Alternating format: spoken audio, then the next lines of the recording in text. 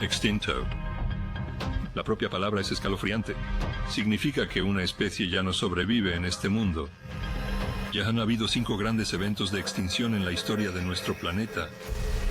¿Y si la próxima especie en desaparecer fuéramos nosotros? Apenas prestamos atención al mecanismo planetario que se agita bajo nuestros pies y sobre nuestras cabezas. Al fin y al cabo, somos la especie suprema del planeta Tierra. Prosperamos, consumimos y llevamos el mundo natural al olvido. Solo cuando se produce un acontecimiento dramático, terremoto, erupción, tsunami, se nos recuerda la impresionante fuerza de la naturaleza. A veces, por razones que exploraremos, la Tierra y las especies que la habitan llegan a las manos. ¿Seremos los próximos en caer? La historia solo nos enseña lo que podemos esperar. Tenemos al menos esos 5 acontecimientos planetarios catastróficos de los que aprender, si queremos evitar una calamidad humana.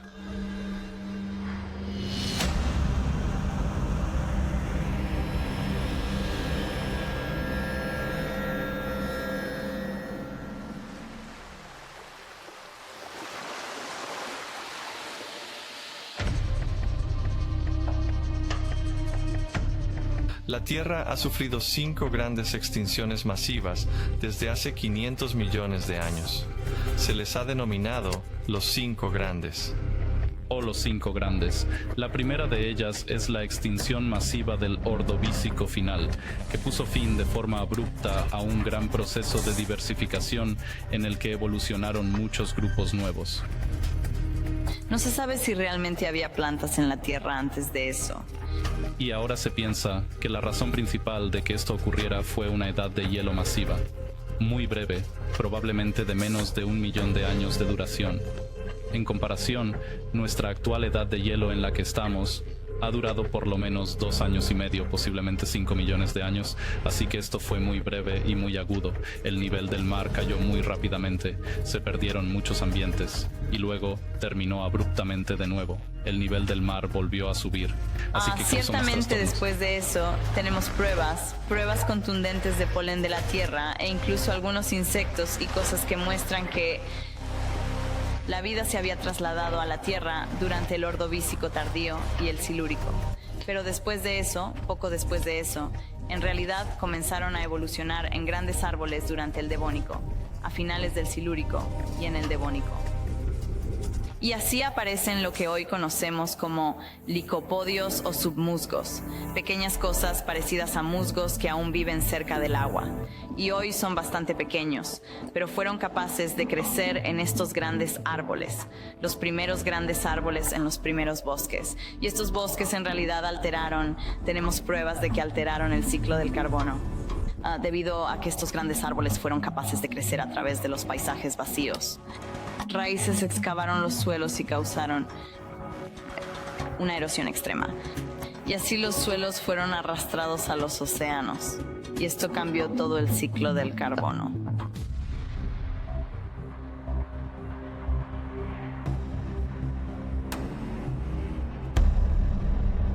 La siguiente fue la extinción masiva del Devónico tardío.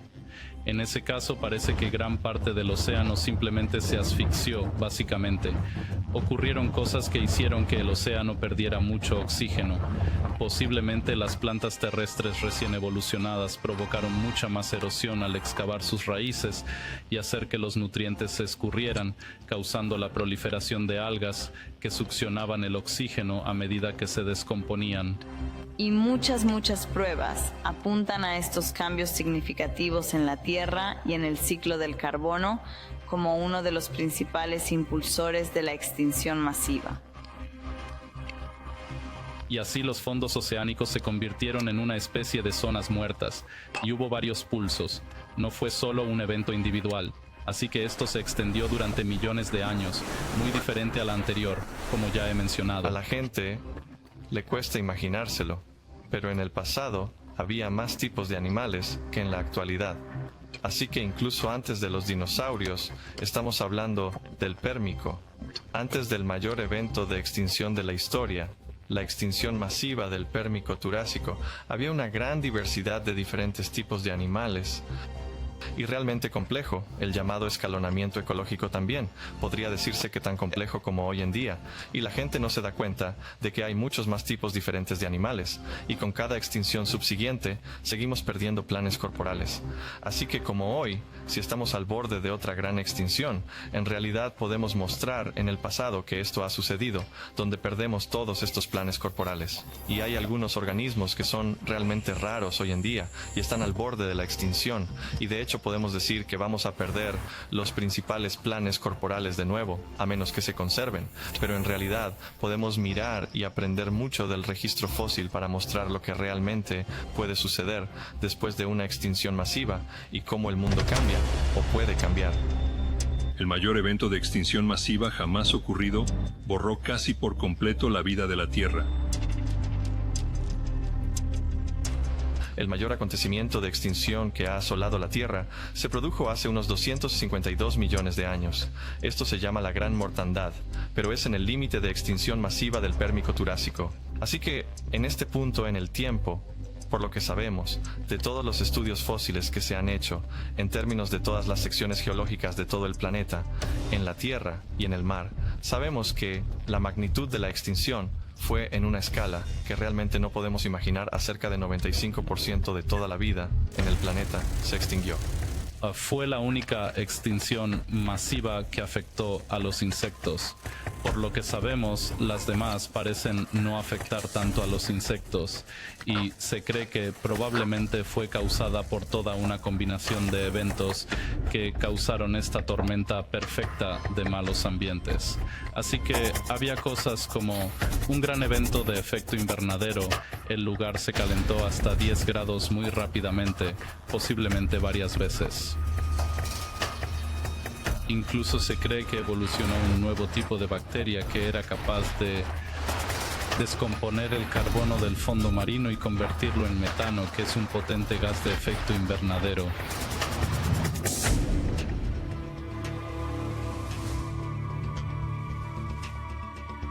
Así que esto afectó el dióxido de carbono en la atmósfera, y también hay una gran cantidad de ácidos y toxinas liberadas a la atmósfera. Así que esto realmente habría afectado a la vida en la Tierra y en particular a las propias plantas. Así que estos enormes bosques fueron realmente aniquilados en este momento. Y probablemente mucho sulfuro de hidrógeno salió de los océanos porque estaban estancados. Y el sulfuro de hidrógeno es un gas bastante tóxico y causó que muchas cosas tal vez murieran por eso, y eso tomó mucho tiempo para recuperarse.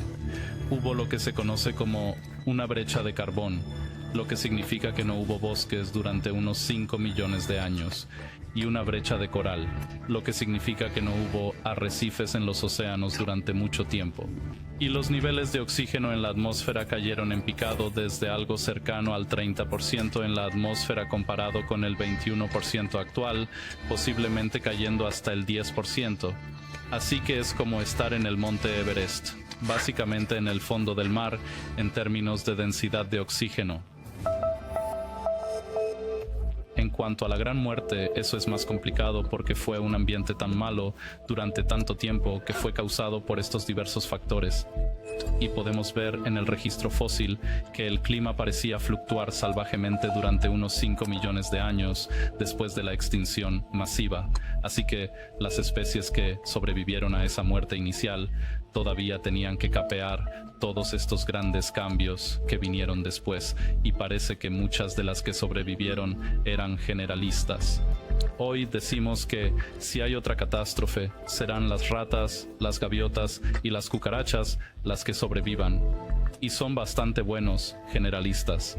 Pueden sobrevivir en casi cualquier cosa.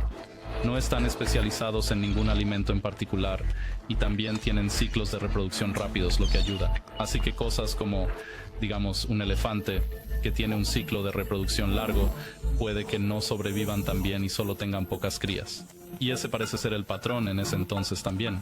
Pero hay otros grupos que parecen haber resistido cambios ambientales anteriores que fueron eliminados. Algunos organismos, como los trilobites carroñeros del fondo marino, sobrevivieron a numerosos episodios de extinción.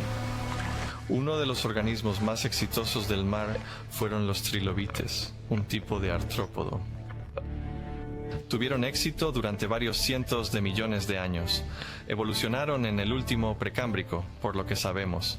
Así que estamos hablando de hace unos 550 millones de años, pero tuvieron mucho éxito en el mar por varias razones.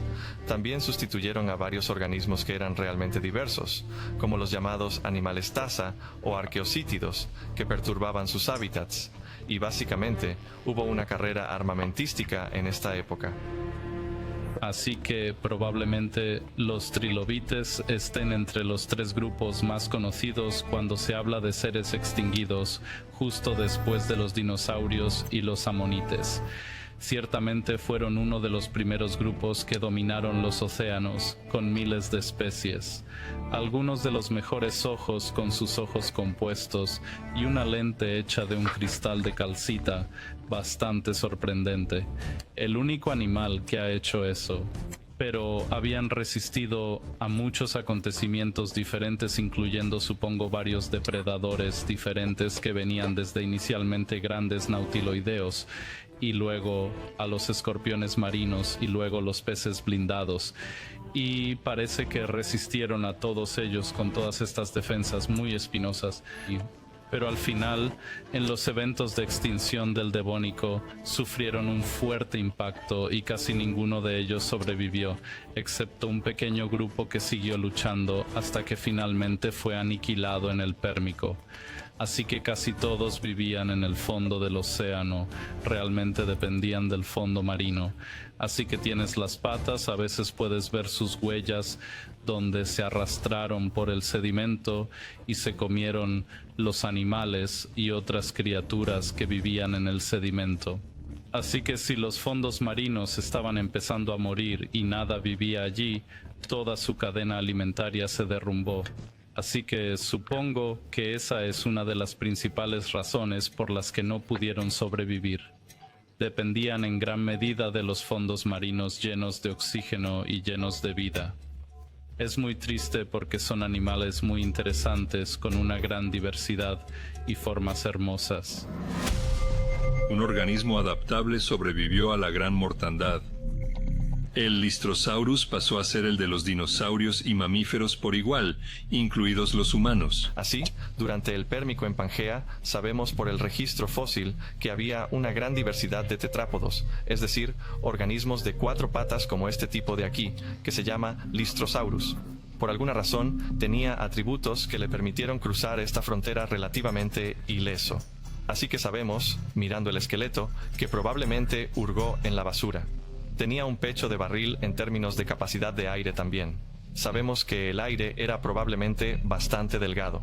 Era básicamente la vida bajo un cielo verde, muy diferente de hoy debido al gas sulfuro de hidrógeno. Muy pocos otros organismos persistieron a través de este límite. Y, por supuesto, se trataba de tetrápodos muy importantes porque evolucionaron hasta convertirse en mamíferos, incluidos nosotros. En términos de recuperación, estimamos que los ecosistemas tardaron unos 100 millones de años en recuperarse después de esa extinción masiva.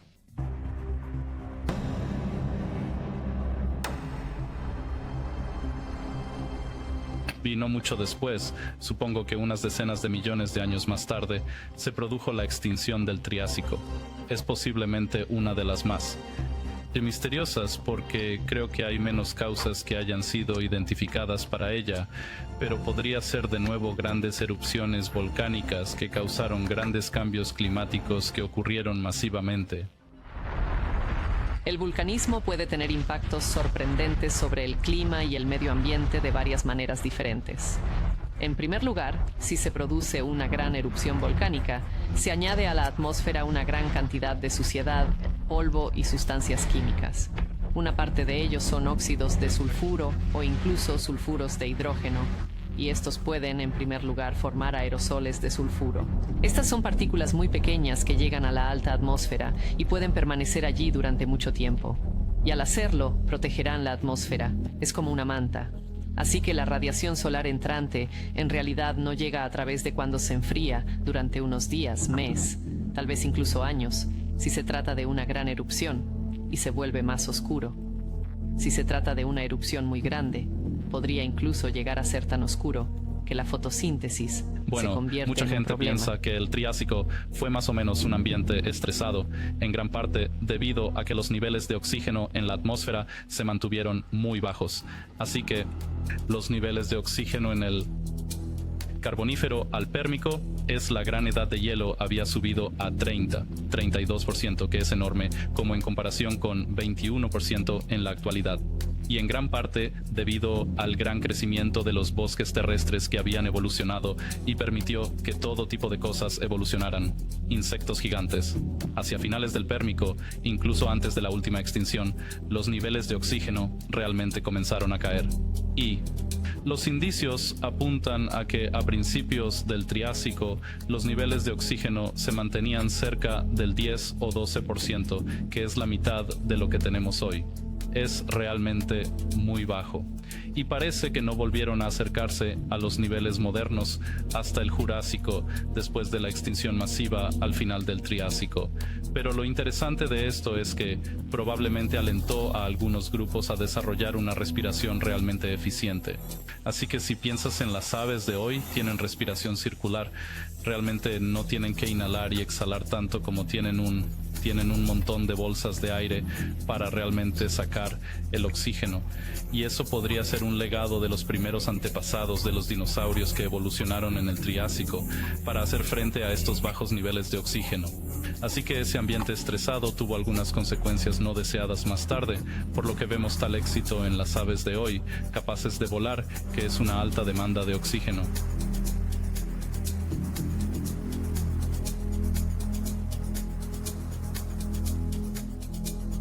Después de eso, tenemos la gran edad de oro de los dinosaurios que duró mucho tiempo hasta que fue llevada al final por la más famosa, popularmente famosa extinción, la extinción de los dinosaurios al final del Cretácico.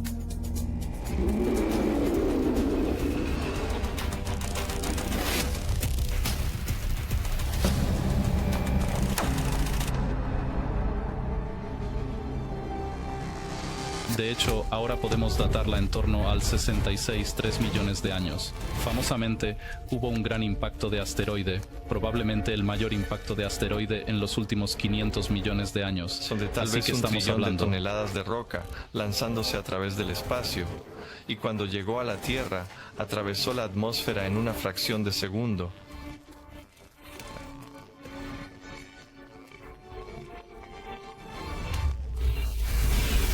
Creó un agujero que probablemente tenía unos 30 kilómetros de profundidad, y sabemos que entre 180 y 200 kilómetros Solo de eso ancho. ya es bastante malo. Pero también había indicios de que había una gran cantidad de gases de efecto invernadero emitidos por estas grandes erupciones volcánicas, erupciones en todo el continente en la India que causaron picos de efecto invernadero. Y podemos ver que en las poblaciones de animales que ya estaban bastante estresados antes de que Cualquier el organismo asteroide incluso cerca de él golpeara. habría sido básicamente incinerado por la bola de fuego. Así que esto de nuevo tuvo este efecto donde afectó a la base de la cadena alimenticia, porque había una nube de polvo que envolvía la Tierra. Así que afectó a las plantas en la base de la cadena alimenticia. Y de nuevo tuvimos este efecto de propagación a través de todo el camino hasta los depredadores. Así que el ápice. asteroide podría haber sido la última mala noticia para toda la vida. Y provocó la extinción de los dinosaurios no aviares, pero muchos otros grupos también desaparecieron al mismo tiempo. Así que en nuestra historia de la extinción es muy importante diferenciar entre la extinción de fondo y la extinción masiva. Así que cuando nos fijamos en las tasas de extinción de fondo, podemos comparar lo moderno con el registro fósil. Así que realmente podemos profundizar en el pasado geológico mirando a los organismos. Y lo que vemos, que es realmente importante, es que, por ejemplo, si nos fijamos en los fósiles de mamíferos, probablemente una especie de mamífero por cada 1000 años se extinguió. Eso es una extinción de fondo. Si nos fijamos en la actualidad, estimamos que, en relación con las tasas de extinción de fondo, la tasa de extinción actual es del orden de unas 1000 veces lo que es si nos fijamos en el registro fósil.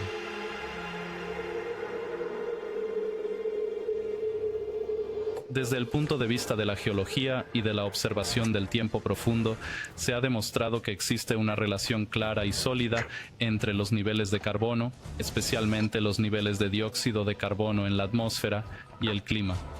Ahora bien, no siempre es el dióxido de carbono el que causa el cambio climático para empezar, pero sí es lo primero que el cambio en el dióxido de carbono hacia arriba o hacia abajo está muy estrechamente asociado con el cambio climático masivo. Así que a veces el dióxido de carbono cambia antes de tiempo, así que cosas como el vulcanismo masivo puede causar calentamiento, en algunos casos como la extinción del Ordovícico, la construcción de grandes montañas. Esa meteorización en realidad extrae dióxido de carbono de la atmósfera y eso hace que el dióxido de carbono caiga en picado, que es lo que probablemente ocurrió allí, causando una edad de hielo. En otras ocasiones pueden ser otras causas, como la órbita de la Tierra puede cambiar su forma. Regularmente lo hace de una manera predecible, y entonces esos cambios de la radiación solar causan un cambio hacia más cálido o más frío, pero entonces eso inicia una retroalimentación con el dióxido de carbono. Cuanto más se calienta, más aumenta el dióxido de carbono, lo que provoca un mayor calentamiento y a su vez más dióxido de carbono. Así que el dióxido de carbono inicia el calentamiento o el enfriamiento o exacerba el cambio, y cuanto más rápido cambie, más rápido cambiará el clima. Y el rápido cambio climático a menudo conduce a que las especies no sean capaces de adaptarse lo suficientemente rápido. Y si los entornos cambian demasiado rápido para las especies especializadas, mueren. Y si eso va más allá de lo que llamamos las tasas de extinción de fondo, empezamos a ver una especie de claros marcadores de extinciones masivas, y existe la idea de que en este momento el cambio está superando la velocidad a la que las especies pueden adaptarse. Y no es como con todas las otras extinciones masivas, es probablemente más una tormenta perfecta de condiciones, no solo uno como el cambio climático o un asteroide, sino una serie de cosas que tenemos, no solo el cambio climático inducido por los seres humanos en este momento, pero tenemos la deforestación o la expansión urbana o la fragmentación del hábitat, cosas por el estilo, que están impidiendo que las especies se adapten a un ritmo lo suficientemente rápido. Así que es preocupante ver hacia dónde nos dirigimos, sabiendo lo que ha ocurrido en el pasado. Es muy importante que comprendamos realmente estas especies y el efecto que estamos teniendo con toda esta deforestación y otras cosas que están sucediendo en todo el planeta, que también está afectando al clima. Porque otro factor que también afecta a las especies es, de hecho, que algunos grupos de organismos están muy controlados por la temperatura. Incluso el más mínimo aumento de la temperatura puede afectar a su distribución y hacer que sus poblaciones disminuyan con el tiempo. Así que hay varios factores importantes. Y estos factores que controlan las especies a lo largo del tiempo están relacionados con el suministro de energía del ecosistema. También están relacionados con los fenómenos climáticos. Así que varios aspectos del clima, que son muy diversos cuando hablamos de ellos, en realidad podría significar acerca de dónde viven, para vivir en el fondo del mar en términos de batimetría. También hay limitaciones de profundidad. La subida y bajada del nivel del mar también les afecta, así que hay un gran número de parámetros que afectan a una especie a través del tiempo y el espacio, que son importantes a tener en cuenta, y con tantas especies extinguiéndose, sabemos que hay un problema masivo en el medio ambiente. Sí, los ecosistemas, en particular las selvas tropicales de Sudamérica y el Amazonas, o de toda Indonesia, se han visto gravemente afectados, no solo por los cambios en el dióxido de carbono, sino inicialmente por la tala. Ahí también tenemos nuestras propias selvas tropicales muy especiales que son extremadamente diversas en el norte de Queensland, y también una flora lamata, fynbos tanto en África como en el suroeste de Australia Occidental. Se trata de biomas muy diversos que ya están sufriendo importantes extinciones como consecuencia de la contaminación, tanto de la tala como de los cambios en los niveles de dióxido de carbono que hemos visto, que han sido significativamente mayores en los últimos 50 años. uno de los grupos que siempre se plantea como, bueno, ¿cómo sobrevivieron? Pero los otros no. Son cosas como cocodrilos y caimanes. Han existido por más tiempo que los dinosaurios y todavía están por aquí.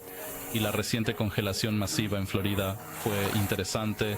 Trajo algunas imágenes interesantes de cocodrilos o caimanes allí, básicamente asomando sus hocicos a través del hielo y congelándose y entrando en un estado de hibernación.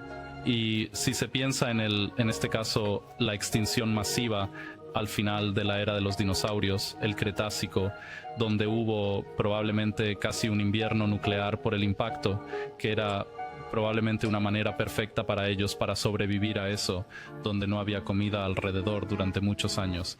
Así que ellos, mientras que algunas especies más activas, como las primeras aves de sangre caliente, muchos de los dinosaurios que necesitaban mucha comida, los grandes, no pudieron resistir durante todos esos años.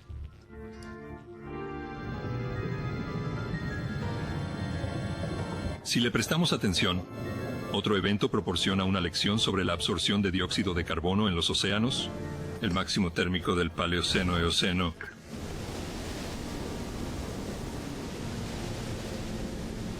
El máximo térmico del Paleoceno-Eoceno, que es un trabalenguas, normalmente lo llamamos PET-M, fue un acontecimiento de calentamiento muy abrupto y breve que ocurrió hace unos 55 millones de años. Las temperaturas atmosféricas aumentaron entre 5 y 8 grados, y lo que es interesante es que en realidad es una de las mayores extinciones masivas en el océano profundo. Y eso es inusual porque normalmente las condiciones de vida en el océano profundo son bastante constantes y es mucho más raro ver grandes extinciones masivas allí. Así que lo que sabemos es que este evento fue causado por una liberación masiva de carbono a la atmósfera. Todavía hay cierta controversia sobre la procedencia de este carbono. Podría haber sido un aumento del vulcanismo, podría haber sido de hidratos de metano. Pero ciertamente esta liberación ocurrió rápidamente en una escala de tiempo geológica. Y ahora pensamos que esta liberación se produjo a un ritmo mucho más lento de lo que vemos hoy en día. Por lo menos 10 veces, si no 100 veces más lento. Y eso tiene implicaciones interesantes porque si se añade CO2 a la atmósfera, el CO2 será absorbido por los océanos. Y cuando el océano absorbe este dióxido de carbono, en realidad los iones de carbonato se agotan en el océano. Y eso es una mala noticia para cualquier organismo que vive en el océano que construye conchas de calcita o argonita porque necesitan estos iones de carbonato para construir sus conchas. Las tasas de calcificación, la forma en que los animales construyen sus caparazones con carbonato cálcico, han disminuido. Hay cosas que se están volviendo más delgadas en sus conchas, lo que los hace más susceptibles a otras tensiones, y eso es solo un problema adicional para ellos. Así que el cambio climático por sí mismo no es toda la historia. La acidificación es un gran problema, y también lo ha sido en extinciones pasadas. Se puede ver el efecto de la acidificación del océano en esas extinciones masivas en el pasado, donde las conchas se vuelven menos estables y cosas por el estilo. Y la expansión de las zonas muertas del océano es una gran historia en este momento también, donde se han multiplicado por 4 de lo que sabíamos hace unos 50 años. Así que esas zonas muertas, como he dicho, de otros eventos de extinción, son una gran parte de los factores de estrés en estos eventos de extinción masiva y sin duda están ocurriendo. Así que el máximo térmico del Paleoceno-Eoceno fue este increíble periodo en la historia de la Tierra cuando la Tierra realmente se calentó alrededor de todo el globo, a temperaturas que no habíamos visto en mucho tiempo. Así que había cocodrilos viviendo en el Ártico, había bosques y todavía se conservan. Puedes quemar la madera de esos bosques a 80 grados de latitud norte, como si todo el planeta fuera un lugar diferente. Xi nos muestra que el cambio climático es parte de la historia de la Tierra, es una parte natural de la historia de la Tierra. La diferencia, sin embargo, es que incluso ese enorme cambio de temperatura, todo ese cambio en el sistema climático de la Tierra, se produjo de forma natural durante un periodo relativamente largo de tiempo, millones de años. La diferencia con la actualidad es que ese cambio es del orden de decenas de años. Está ocurriendo tan rápido que los sistemas naturales están fuera de control. Y eso es un verdadero reto, no solo para nosotros, sino para la mayoría de los seres vivos del planeta.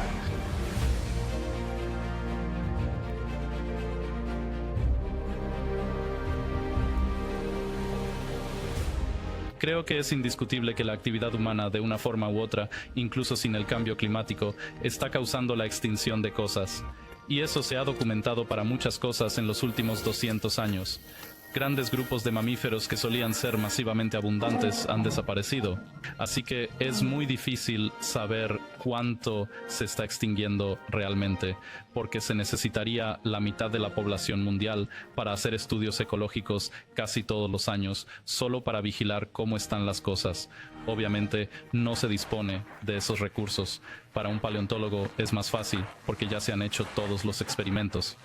Puedes mirar el registro fósil tan imperfecto como es. Las cosas que están sucediendo ahora son difíciles de decir definitivamente. Pero yo diría que en los océanos, especialmente cosas como la acidificación de los océanos, donde el aumento de los niveles de dióxido de carbono en las aguas oceánicas, donde la mayor parte del dióxido de carbono va en este momento, ese poco de acidificación, que no es tan poco, se ha ido por 2 puntos decimales, que es alrededor de un aumento de más del 30% en la acidez realmente, porque es una escala logarítmica. Creo que el registro fósil nos habla de eventos que han ocurrido en el pasado donde el dióxido de carbono se ha escapado, en términos de cantidad en la atmósfera. También hemos visto, a menudo coincidiendo con eso, esos gases tóxicos y la liberación de metano. Y todos estos acontecimientos han tenido consecuencias nefastas para los ecosistemas en la Tierra y también en el océano. En términos de aumento del nivel del mar, todo el volumen de hielo. De acuerdo, mucho hielo se está derritiendo actualmente con los glaciares en el norte y también en los hemisferios sur, así que grandes cambios están ocurriendo en el medio ambiente, pero están sucediendo muy rápidamente, y ese es uno de los grandes problemas a los que se enfrenta el ser humano hoy en día. Bueno, si no se controla, sabemos con certeza que las temperaturas seguirán subiendo, el CO2 seguirá aumentando, la acidificación continuará y será mucho más grave. Creo que ya vemos los impactos en este momento. Muchos ecosistemas tienen dificultades para adaptarse a estos cambios. Y cuando cambien las temperaturas, los animales o las plantas podrán migrar a latitudes más altas, pero quizá no lo suficientemente rápido. Tal vez haya que establecer estructuras ecosistémicas completamente nuevas. La acidificación de los océanos es si los océanos se vuelven demasiado ácidos para sostener cierta vida. Otros ganadores, otros taxones de desastre, como los llamamos, sin duda sobrevivirán, pero será un mundo muy diferente. Así que el aumento del nivel del mar se debe a 2 mecanismos físicos diferentes. Uno es, por supuesto, el deshielo de los casquetes polares. Y vemos que esto está sucediendo ahora mismo. Groenlandia se está derritiendo. La Antártida está empezando a derretirse más de lo que pensábamos inicialmente. Así que ciertamente hay algunos puntos de inflexión allí, porque una vez que una capa de hielo comienza a derretirse, continuará derritiéndose debido a otro conjunto de retroalimentación. Así que cuando una capa de hielo comienza a derretirse, se vuelve menos alta. Cuanto más baja, más se calienta. ¿Sabes? Cuando subes una montaña, cuanto más alto, más frío. Así que solo debido a este cambio en la altura, comenzará a derretirse más rápido. Además, la superficie se volverá quizás un poco más oscura porque no hay mucha más acumulación de nieve. Habrá más polvo y otras cosas que van a la superficie.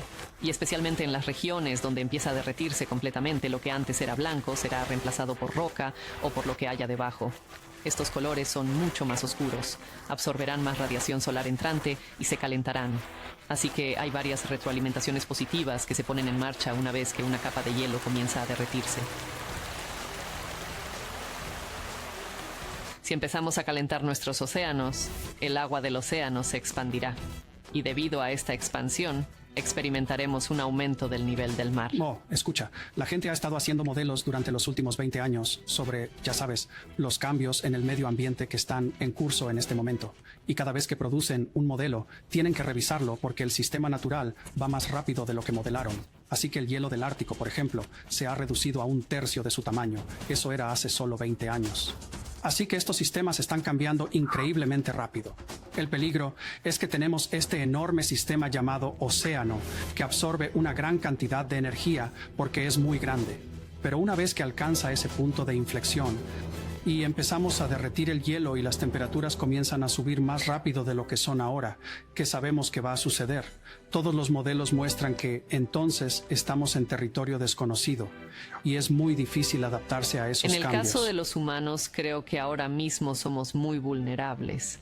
Hay muchos humanos en esta tierra y todos dependemos de unos pocos cinturones, de unas pocas regiones que producen la mayor parte de nuestros alimentos. Dependemos del agua.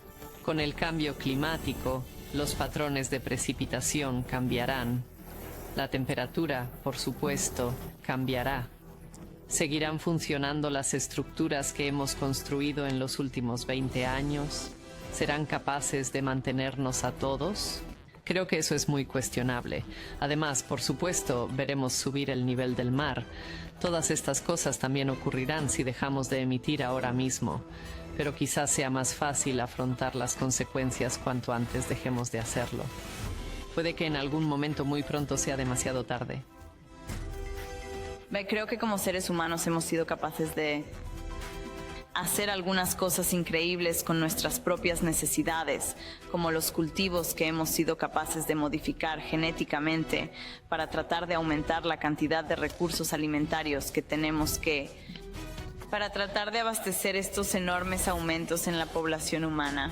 Pero creo que la pregunta es, ¿podemos seguir el ritmo del aumento de dióxido de carbono en la atmósfera y los cambios en nuestro clima? Así que estamos viendo extremos climáticos mucho mayores y extremos mucho mayores de eventos muy calurosos y secos, particularmente aquí en Australia. Así que la cuestión es si seremos capaces de seguir el ritmo de esos cambios, incluso con tecnologías como la modificación genética. Así que el antropoceno es ahora una palabra muy utilizada. Aún no se ha definido formalmente. Hay gente que está trabajando en ello. De hecho, hay personas aquí en nuestro edificio y en nuestra escuela que están trabajando en ello. Acaban de publicar un artículo sobre un marcador real del inicio de una nueva era geológica, el primer pico de una bomba nuclear registrado en los anillos de los árboles, por ejemplo. Pero sí, creo que hay muchos argumentos que sugieren que estamos entrando en una nueva era geológica. Así que hay dos cosas que pensar aquí. Una es, ¿estamos entrando en un nuevo estado climático? Y creo que la mayoría de la gente estaría de acuerdo. Definitivamente sí. Pero en términos de geología, tienes que pensar en lo que se conserva en el registro de rocas, el registro geológico. Y absolutamente allí también estamos en un nuevo... En realidad hay una nueva roca que se está formando ahora que se compone de plástico solidificado y que no se romperá con el tiempo. Pero ese es un nuevo tipo de roca que se ha encontrado en las costas de Hawái y varios otros lugares. Y hay nuevos elementos químicos debido a estas explosiones nucleares preservadas en el registro sedimentario del mar. Así que geológicamente, sí. Y debido al aumento de la cantidad de lluvia, la cantidad de temperatura, la tasa de erosión es más rápida de lo que hemos tenido antes. Así que hay secuencias más gruesas de sedimentos en las profundidades del mar que se están acumulando. Es un cambio reconocible que podemos ver en el registro geológico. Así que, aparte de las sutilezas pedantes de decir geología, hay cambios físicos registrados por la Tierra. En este tipo de registro rocoso, que sugieren que estamos en un periodo completamente nuevo. Los cambios en nuestro océano, como la liberación de toxinas y plásticos, también pueden tener consecuencias nefastas para la diversidad que vemos hoy en los ecosistemas. De nuevo, no soy biólogo, pero en mi opinión sí, creo que estamos en un periodo de extinciones masivas. No es la tasa normal de extinción de fondo. El hecho de que cada uno de nosotros ha visto muchas especies que se extinguen durante nuestras vidas, que realmente no debería ser el caso. Así que sí, yo diría que sí.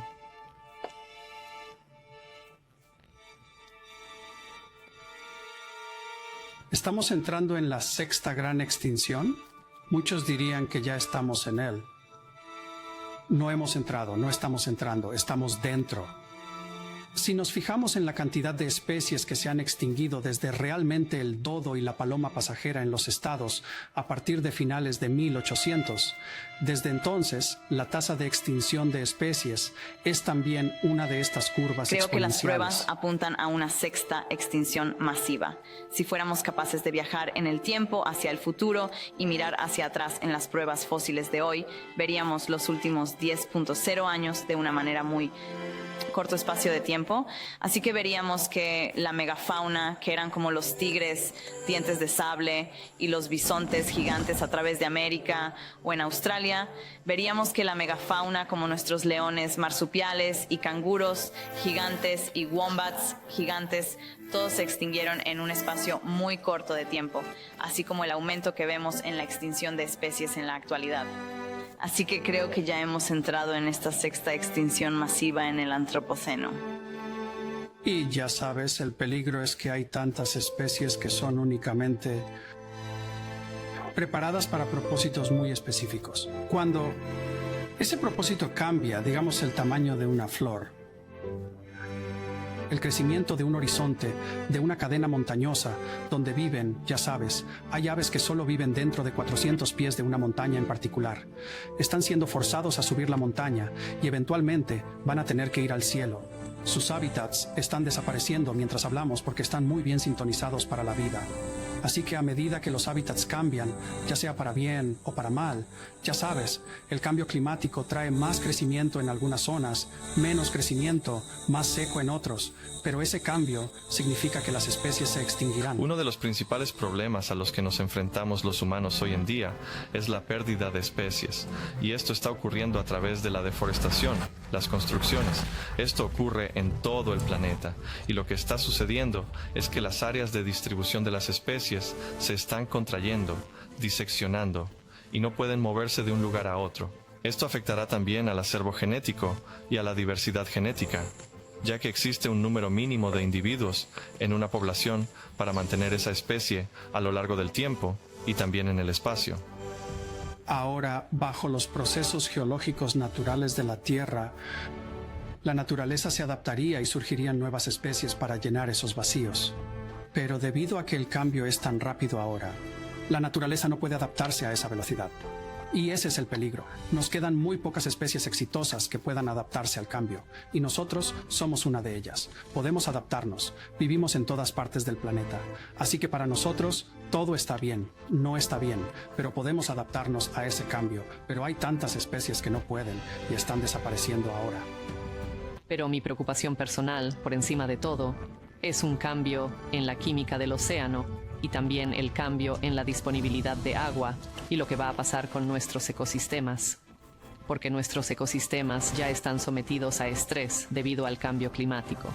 Pero además de eso, añadimos el estrés de la sobrepesca, la caza excesiva, la fragmentación del hábitat, la pérdida de hábitat. Creo que estos ecosistemas no pueden aguantar más.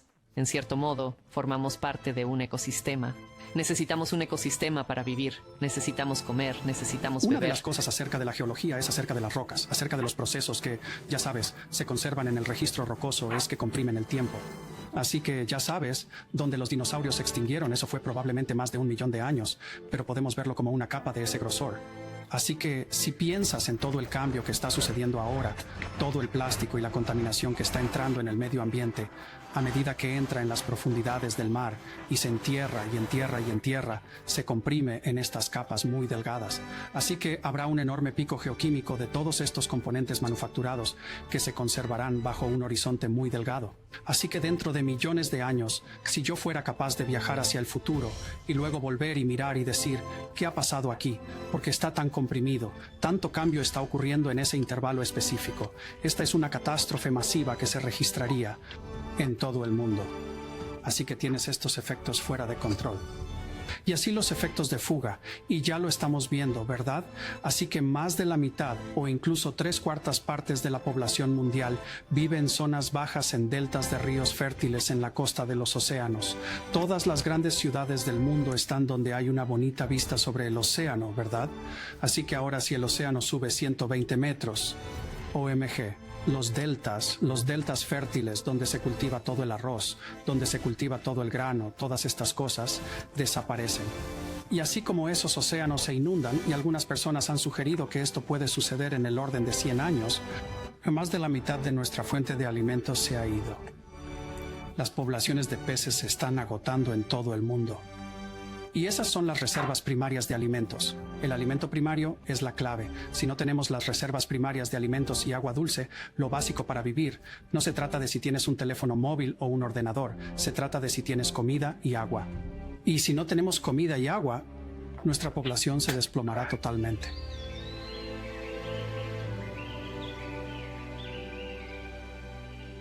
Pero menos presión humana. Permite que la naturaleza se expanda. Hay un bonito ejemplo en Chernobyl donde ocurrió el desastre nuclear en Rusia. Los bosques, toda la ciudad fue abandonada y los bosques han vuelto. Los lobos han vuelto por primera vez en generaciones. Hay una población viable de alces. Hay todo un ecosistema y una cadena que se ha establecido, así que sabemos que la naturaleza puede volver. Es dejarle el espacio y el tiempo para ser el mismo. Creo que el mundo que conocemos hoy no existirá necesariamente por mucho más tiempo si seguimos aumentando nuestro dióxido de carbono. Pero creo que es más de los seres humanos que tenemos que preocuparnos. Somos los que evolucionamos en estos tiempos mucho más fríos, mucho menos dióxido de carbono en la atmósfera, y es si podemos ayudar a las especies que necesitamos y mantener nuestra diversidad en la Tierra en el futuro y hacer que nuestra propia especie sobreviva. Así que sí, tenemos dióxido de carbono en aumento. Estamos cambiando. Tenemos que mitigar cómo construimos, dónde construimos. Estamos planificando el futuro, construyendo en terrenos más altos, transportando agua, utilizando la energía de las olas. Todo este tipo de ideas sobre la adaptación a lo nuevo. Si luego tiras algo en la parte superior de esa adaptación, para muchos, incluyendo nuestra especie, podría ser demasiado. La explosión de Yellowstone sería un desastre cataclísmico. Se sabe que Yellowstone ha cubierto 1/3 de Estados Unidos de cenizas y gases mortíferos, por no hablar de todos los efectos de las nubes y los cambios globales de temperatura. Reducir las emisiones ya. En lo más rápido posible. Creo que el cambio climático es en realidad la mayor amenaza a la que se ha enfrentado la humanidad.